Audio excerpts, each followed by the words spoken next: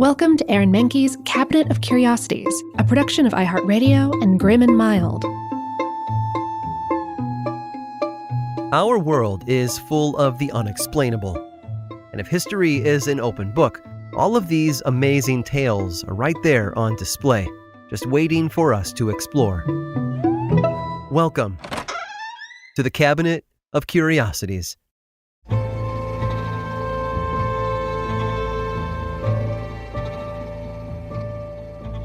There are legends that persist across cultures. Though the Greeks and Romans did not worship the same gods, those gods shared many of the same traits and characteristics.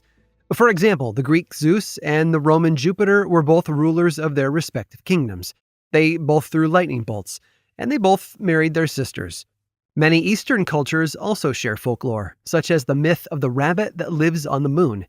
It began as a way to explain the lunar maria, dark markings on one side of the moon's surface.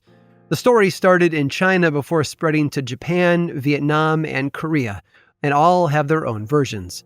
In the West, one legend has endured for hundreds of years. It's been written about in countless stories, adapted into films and television shows, and depicted on stage in plays and musicals.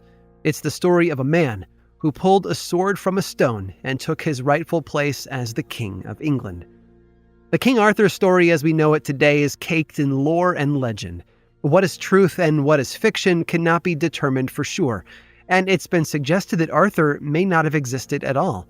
Yet the legend continues to be shared and embraced, along with many of the elements it has picked up over the years. There's the Lady of the Lake, Merlin, Guinevere, and of course, the sword in the stone.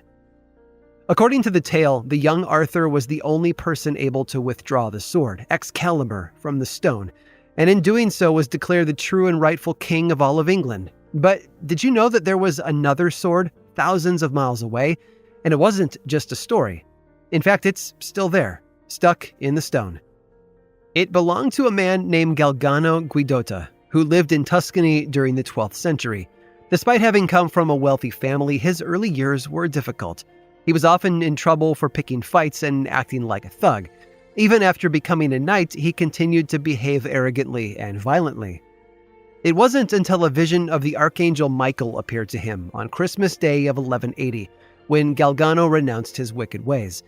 In the vision, he was led to a hilltop by the Archangel, where he spoke with God and the 12 apostles. After the vision ended and he woke up, Galgano instructed his horse to take him away, but the horse didn't listen. It took him to the hilltop from his dream instead. The knight believed it to be a sign. Just as his horse had changed direction, Galgano knew that he too had to change the direction of his own life.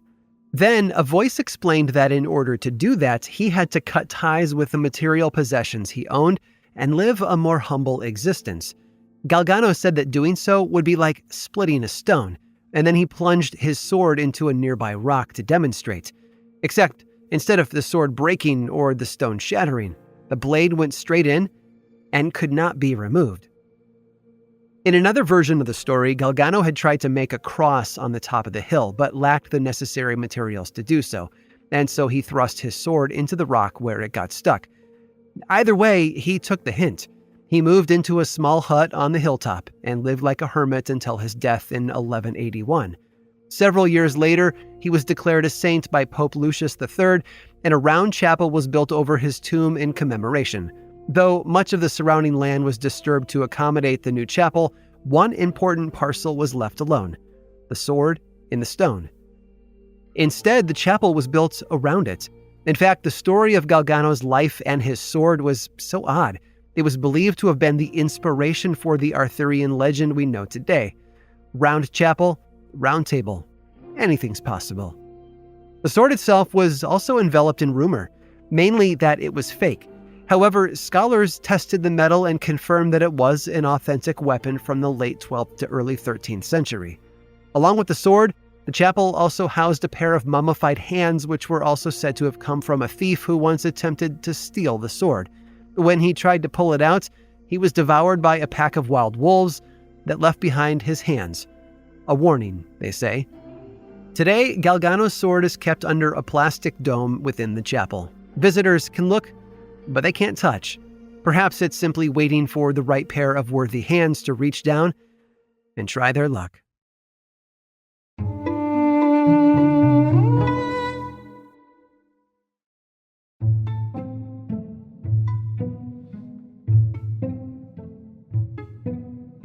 When it comes to one's character, people aren't black and white. Nobody is purely good or evil. There are shades of gray in all of us. Take Jesse and Frank James, for example. History has labeled the two pro-Confederate outlaws as thieves and murderers.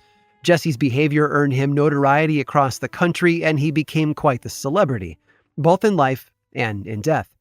But despite their objectionable actions and beliefs, there was another side of the James boys. At least that's what some of the stories want us to believe. In movies and TV shows, Frank and Jesse robbed from the rich and gave to the poor, like Wild West Robin Hoods. Historians argued otherwise and claimed that they only ever looked out for themselves and their gang. So, what's the truth? Well, for that answer, we might want to ask Miss Benton. During the early 1860s, at the start of the Civil War, Missouri became a battleground, not just between the Union and the Confederate armies, but between Confederate guerrillas known as bushwhackers and local Union militia called jayhawkers. Bushwhackers were brutal and indiscriminate when it came to the enemy. Unionist civilians were just as much at risk as Union soldiers themselves, and were subjected to murder and scalping by the Southern guerrillas. The James family were Confederates through and through, with Frank joining up to fight at the Battle of Wilson's Creek in August of 1861. After a brief illness, however, his fight was over and aligned himself with a group of bushwhackers at home instead. He moved from gang to gang, though. Eventually, his younger brother Jesse joined him in their escapades across the South and the Midwest. Then, in 1865, the war ended. Although the Confederates lost, that didn't stop them from seeking other methods of rebellion against the North. Frank and Jesse started robbing Missouri banks, specifically those owned by abolitionist Republicans. Confederate Army may have disbanded, but the guerrillas continued to fight, and as the James brothers robbed bank after bank, they left bodies in their wake. Cashiers, owners, customers, anyone who got in their way. Over the years, numerous stories were written about the Jameses, and Jesse was declared an outlaw by Missouri authorities. Newspaper editor John Newman Edwards, however, had fought for the Confederacy during the war and supported the Jameses. He published letters from Jesse in which the former bushwhacker defended himself, claiming he was innocent of the charges against him. And the more letters Edwards published, the less readers believed he really was as evil as the police had made him out to be. Stories like the one about Jesse and the widow Benton went a long way to earning him sympathy from the public as well. According to the tale, Jesse and Frank had stopped at a remote farmhouse in Tennessee looking to rest and grab a meal. They were greeted by a woman with the last name of Benton. Miss Benton lived with her children in a very modest home with almost no food for themselves, let alone for a pair of strangers at their door. Still, she didn't turn them away. She welcomed them in and gave them what little food she had. Jesse noticed the woman crying at one point, and he asked her what was wrong. She explained how a man from the bank was on his way to foreclose on her home. Her husband, a former Confederate soldier, had died, and she had nothing to her name. Jesse felt for the woman. He gave her the money that she needed to keep her home, and then instructed her to get a receipt. Several hours after the man left, the banker arrived ready to evict the widow Benton. Instead, she gave him the money Jesse had left for her. She and her children were allowed to stay in the house. A wonderful, heartwarming story about two murderous criminals who did the right thing when the time came. Except it didn't end there. You see, the banker eventually left the widow's home with a bag full of money. He set out on his horse to return to the bank when suddenly two men appeared out of nowhere. They demanded that he hand over the sack of cash or risk getting shot, and he did as he was told. Jesse and Frank took off with the loot, and the banker went home a lot poorer. Clearly, Jesse and Frank James did a lot of terrible things while they were alive. They killed, they robbed banks, and they destroyed property. But one woman saw a different side of them. In her time of need, they provided her with the means to seek a better life for herself and her children. In true Robin Hood fashion, they stole from the rich and gave to the poor. And when that poor woman handed it over to the wealthy banker, well, they stole it right back. I hope you've enjoyed today's guided tour of the Cabinet of Curiosities. Subscribe for free on Apple Podcasts or learn more about the show by visiting curiositiespodcast.com. This show was created by me, Aaron Mahnke, in partnership with How Stuff Works.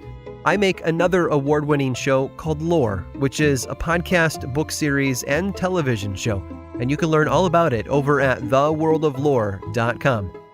And until next time, stay curious.